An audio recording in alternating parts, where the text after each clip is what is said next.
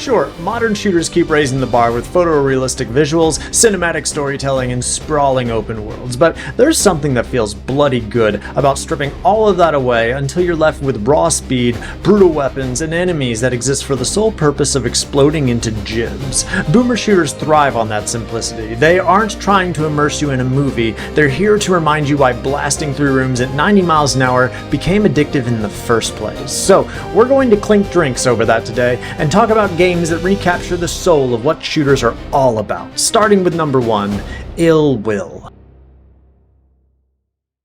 Here, you'll be dropped into desolate wastelands and floating ruins where endless hordes of grotesque monsters wait to tear you apart. The game is light on story and heavy on carnage, built around fast movement, wide open areas, and brutal close-quarter ambushes. Its surreal, dreamlike environments, bleak deserts, fractured bridges, make every stage feel hostile even before the first shot is fired. The focus is survival against sheer numbers, and the pace never lets you breathe for long. The weapons are classic in form, but tuned to feel massive, with rifles, machine guns, and shotguns tearing through waves of foes, alongside heavier launchers that turn mobs into mist. What sets the combat apart is its intensity. Enemies, they swarm, and the only way forward is through, combined with stark, high-contrast visuals that give the game an eerie, otherworldly mood. Ill Will carves out its own place in the retro FPS scene, a punishing, surreal gauntlet where the only story is the trail of bodies you leave behind.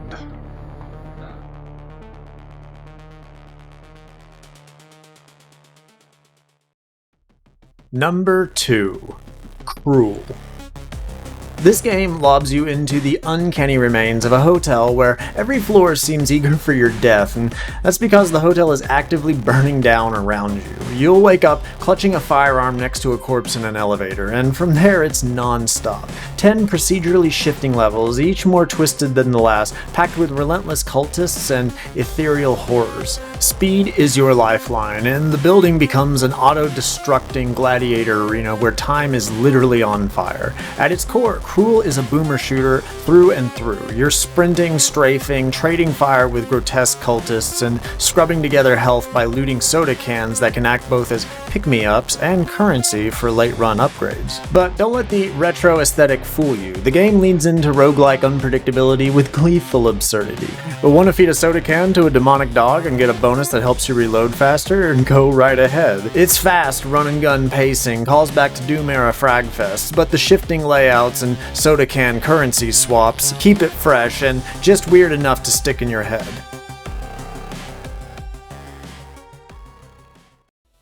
Number 3. Project Warlock 2.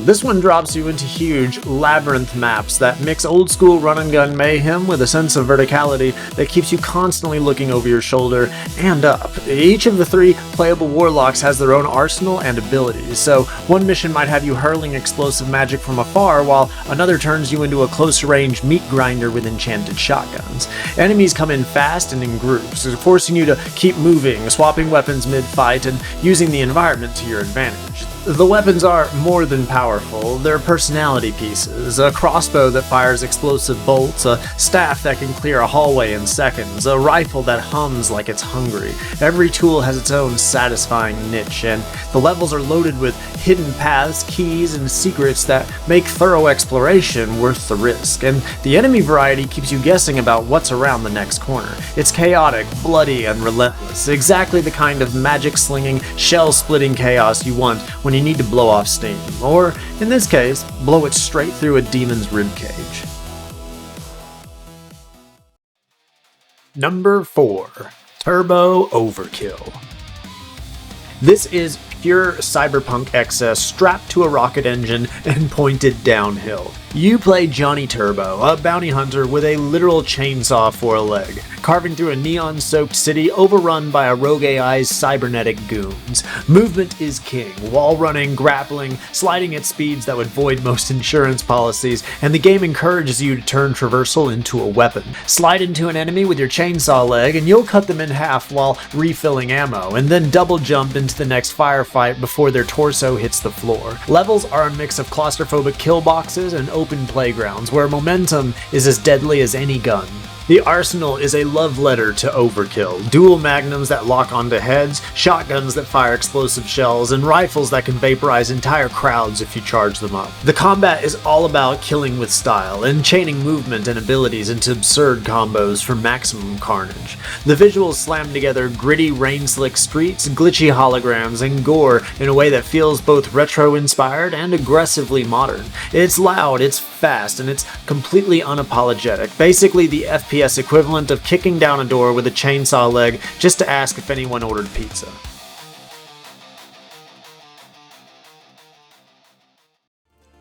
Number 5. Beyond Citadel.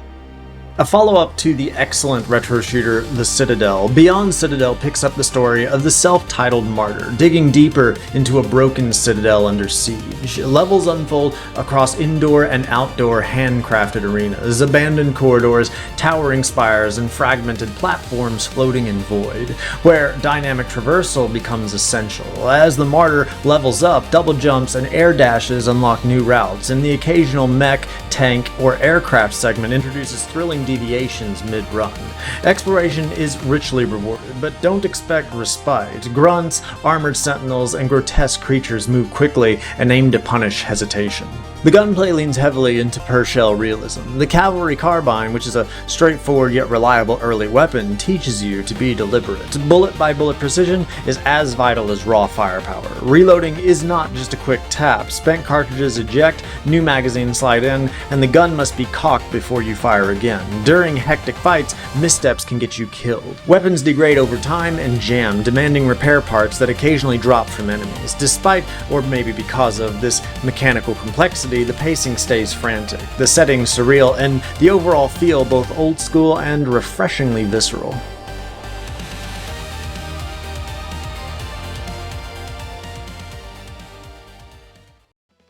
Number 6. Mullet Madjack. So imagine you bottle the internet's attention span, strap it with a gun, and give it a timer. This is Mullet Madjack. Every level is only 10 seconds long. Fail to kill something before the clock hits 0, and you're toast. The gimmick sounds like a gimmick, but it forces you into a hyper-aggressive flow where hesitation equals death. Levels stack upward, floor by floor, like a roguelike skyscraper filled with robots and mutants that explode into glorious pixel gore. The aesthetics scream vaporwave apocalypse, neon grids, chunky pixels, and enough style to make you feel like you're sprinting through a bootleg anime VHS tape. The arsenal is just as chaotic as the timer ticking down in your face. Pistols and shotguns deliver the old school punch you'd expect, while laser rifles, swords, and bizarre power-ups keep every floor unpredictable. Some weapons stretch those precious seconds by dropping time-extending pickups, turning every kill into a race against extinction. The real hook isn't just blasting enemies, it's how you stitch together movement and gunplay into a frantic rhythm, bouncing off walls, juggling reloads, and desperately scraping seconds off the clock until you feel like you're piloting a mullet-powered metronome of destruction. Number 7. Brazilian Drug Dealer 3.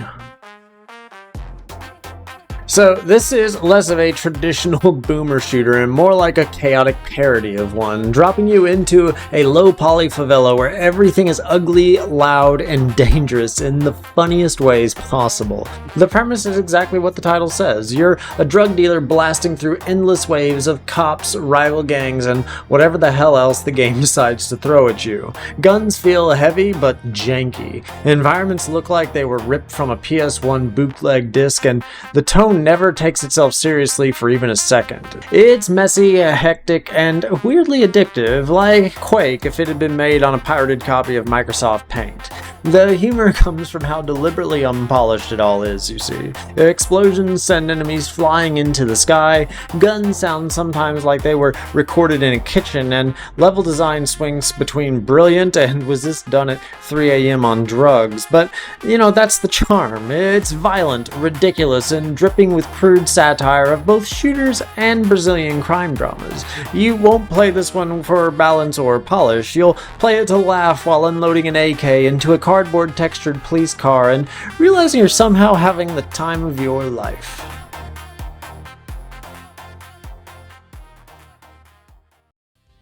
Number 8. Forgive Me Father 2.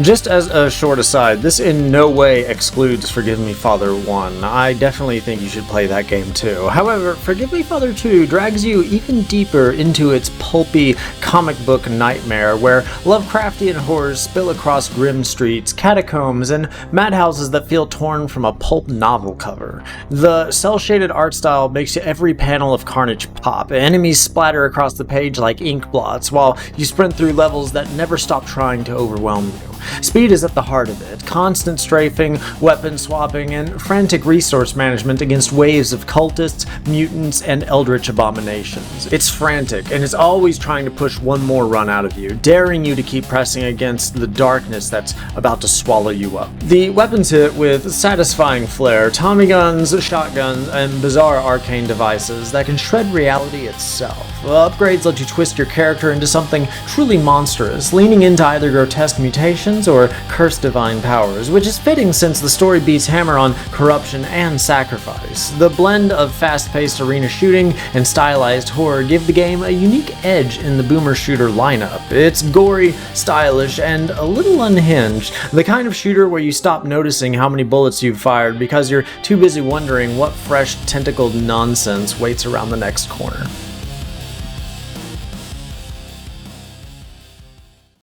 Number 9, Impaler Gold Edition. This game takes a simple premise, arena-style blasting that is, and polishes it into something that feels like a distilled shot of boomer shooter adrenaline. You're dropped into tight arenas swarming with enemies, armed with classic weapons that hit like trucks, and a magic spear that doubles as both a mobility tool and a killing machine. Impale enemies, vault across gaps, or spike foes into walls for a little extra cruelty. The Gold release smooths out the original's rough edges with more refined mechanics, extra content, and a slicker presentation, but it never loses that old school heartbeat of fast movement and constant aggression.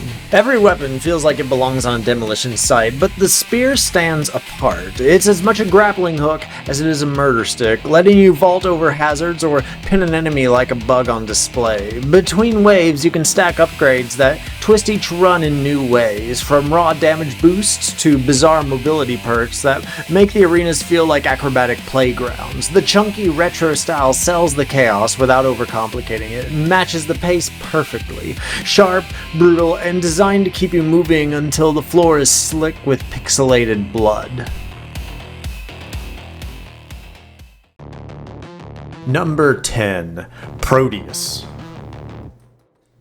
What we're dealing with here, ladies and gentlemen, is a blood-slick callback to 90s shooters, rebuilt with modern tech that makes every jib and muzzle flash hit harder than the nostalgia alone ever could. Levels are labyrinths of steel corridors and wide arenas, pushing you to keep sprinting, strafing, and clearing rooms before they clear you. It balances old-school key hunts and secrets with smooth movement and enemy swarms that pile on until the screen is pure chaos. The standout is the hybrid visual style, chunky retro models and pixel filters smashed together with modern lighting and particle effects. So you get the nostalgia of Doom without it looking like someone just upscaled a floppy disk. The arsenal will likely feel instantly familiar, yet tuned for maximum punch. A shotgun that obliterates whole crowds, rifles that thunder, and explosive launchers that paint the walls in lovely ways. Enemy design leans on classic archetypes, but keeps them varied enough that you're always swapping weapons and shifting tactics mid-fight. Secrets hide everywhere, encouraging exploration between firefights, and a built-in level editor means the carnage never really stops. It's the kind of shooter that doesn't just remind you of the classics, it convinces you the classics never actually ended.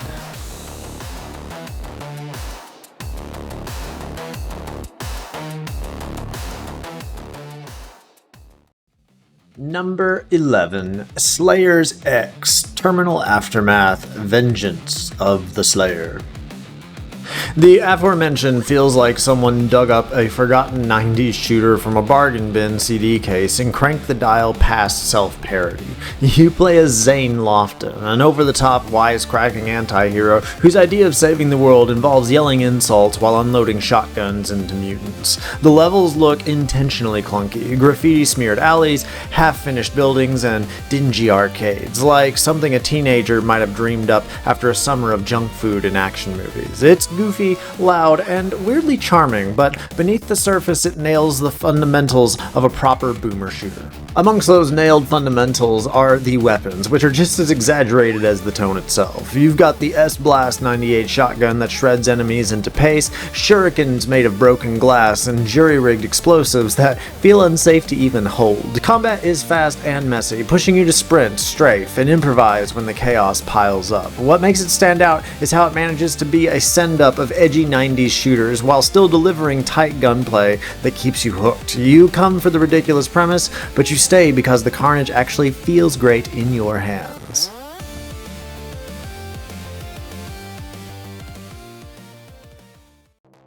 Number 12, Rise of the Triad, Ludicrous Edition.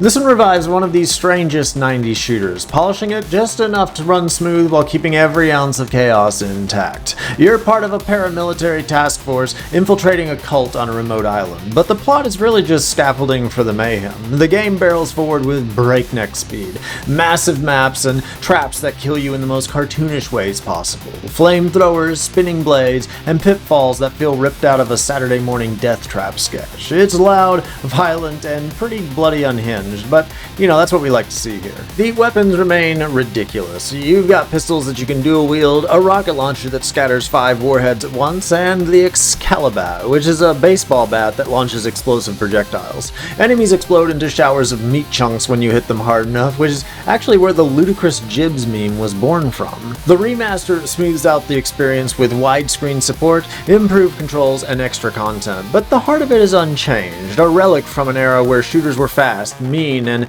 stupid enough to make you laugh while you painted the walls red.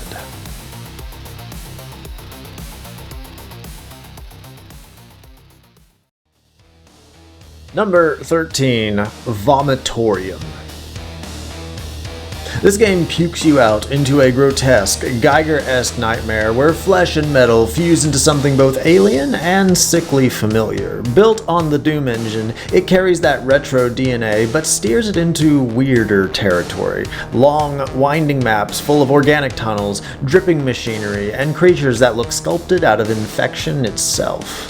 You play as the Nephilim, a warrior birthed to cleanse the plague, armed with weapons that feel like a mix of industrial tools and living organs. Exploration is just as important as combat here, with keys, upgrades, and shortcuts tucked away in the HROT. The shooting is classic boomer shooter, but the tone is more body horror. A fleshy shotgun that thuds like wet stone. A launcher that feels more like it's vomiting projectiles than firing them. Every weapon is as disgusting as it is satisfying. Enemies lurch and crawl, often blending into the walls until they're tearing into you, which makes the act of clearing a room both tense and cathartic.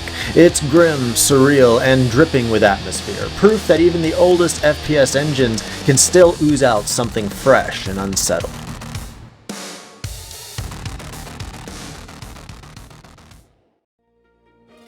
Number 14, Wizordum.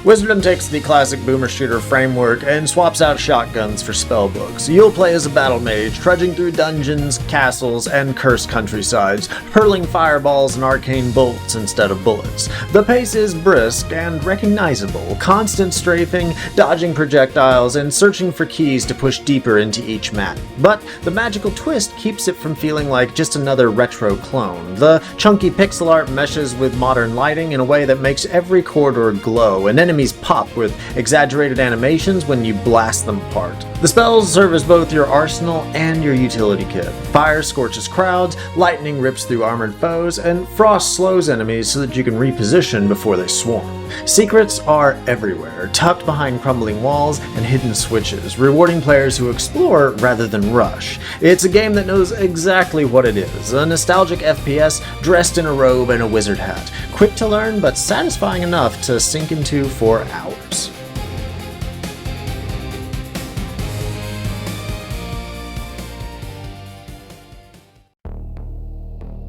Number 15. CULTIC.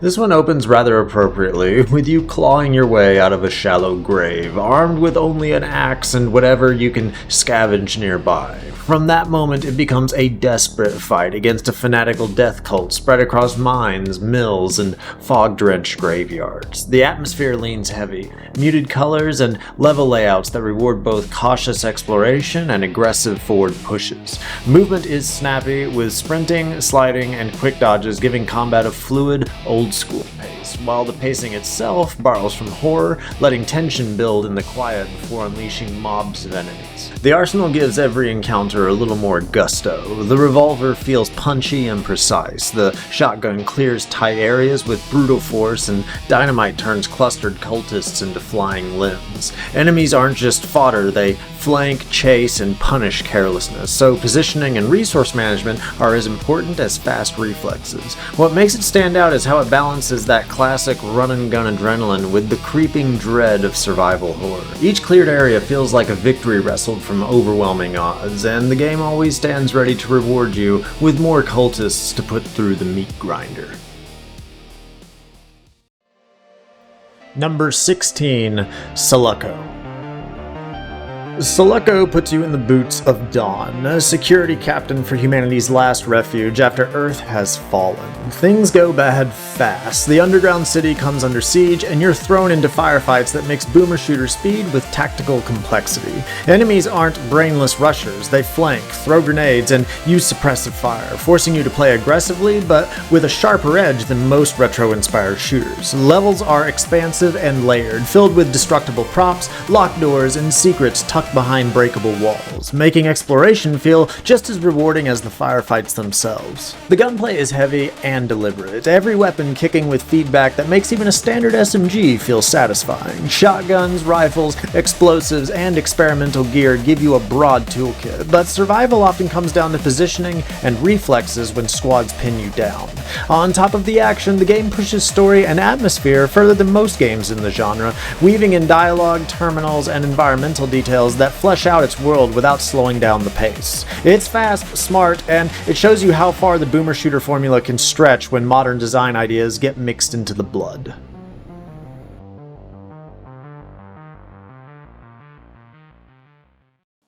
Number 17.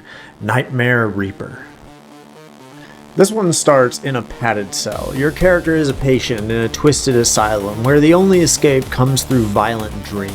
Each time you fall asleep, you're dropped into a nightmare, a roguelite FPS gauntlet full of demons, undead, and horrors drawn in chunky pixel art. Levels are procedurally generated, mixing cramped hallways with wide kill zones, and progression comes from scavenging loot, unlocking weapons, and pushing just a little further each run. The tone is a little unsettling, but the pace is comfortable and familiar, fast, frantic, and unapologetically bloody.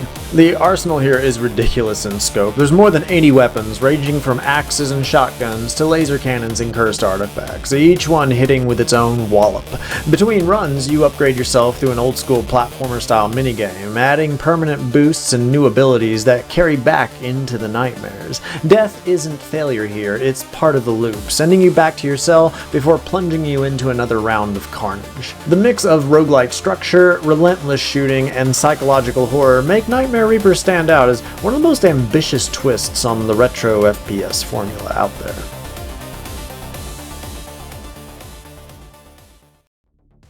Number 18. Frog Monster.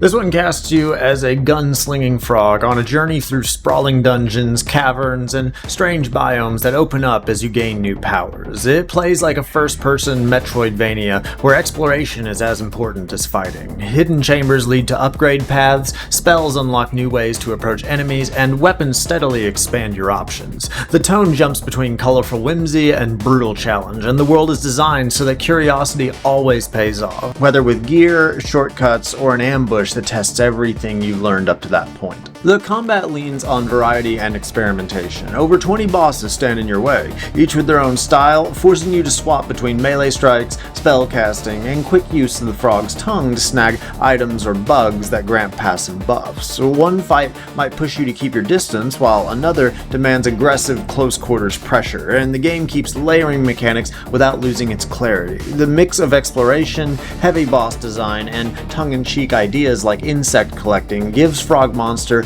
a personality all its own, strange, challenging, and consistently rewarding.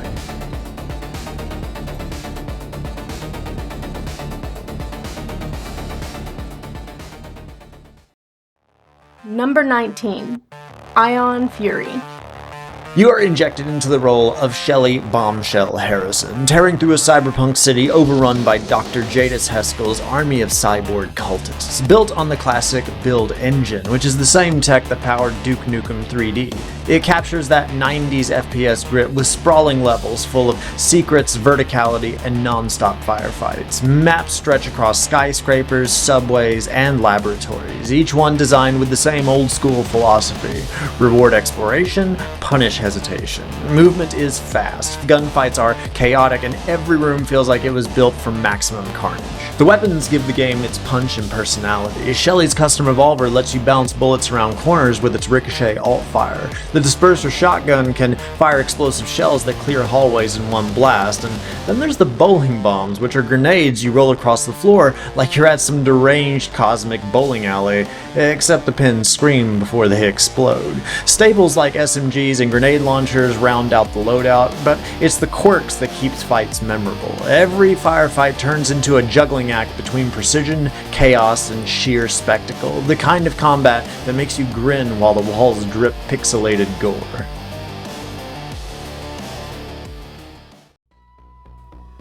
Number 20. HROT. HROT lands you into an alternate history 1986 Czechoslovakia, where the Cold War backdrop is curdled into something darker and weirder. You're kitted out in drab military gear, roaming through metro tunnels, decayed factories, and half-flooded villages, while faceless soldiers and uncanny creatures hunt you down. The game nails its atmosphere by leaning into its setting: sparse colors, utilitarian architecture, and maps that feel both grounded in real Eastern Bloc spaces and warped nightmares. It plays fast like the classics, but the oppressive tone makes every skirmish feel heavier than a typical run and gun. Your arsenal is simple but distinct, with a few staples and plenty of local flavor. Your standard pistol and pump shotgun do the heavy lifting early on, but the real charm comes from things like the VZ-52 rifle and the sleeker VZ-58, weapons rooted in the era's actual Eastern European designs. Explosives include stick grenades and a shoulder-fired rocket launcher that hits with bone-rattling impact, and picking them up feels like scavenging from whatever a militia might have left behind. It's the blend of authenticity and surreal horror that sets HROT apart. Less neon nostalgia, more rust, dust, and the uneasy sense that history itself has gone rotten.